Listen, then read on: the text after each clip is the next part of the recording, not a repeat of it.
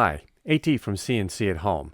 A few years ago, I helped my brother-in-law build a gazebo by his pool. I thought he needed some coasters under there so that we could put our cold beverages on them. I think a 2x2 grid of tiles will work out well. I can print the image on there, and it sort of creates a puzzle, a pot holder, or 4 coasters.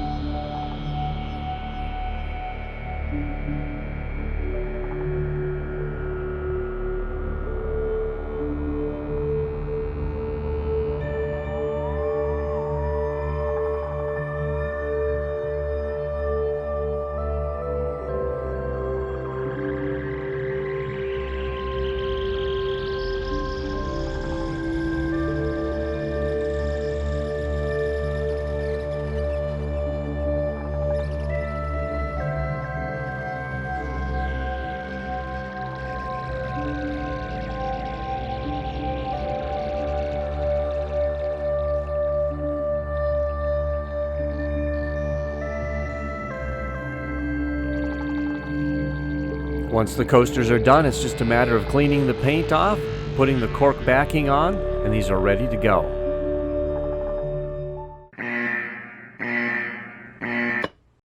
Oops.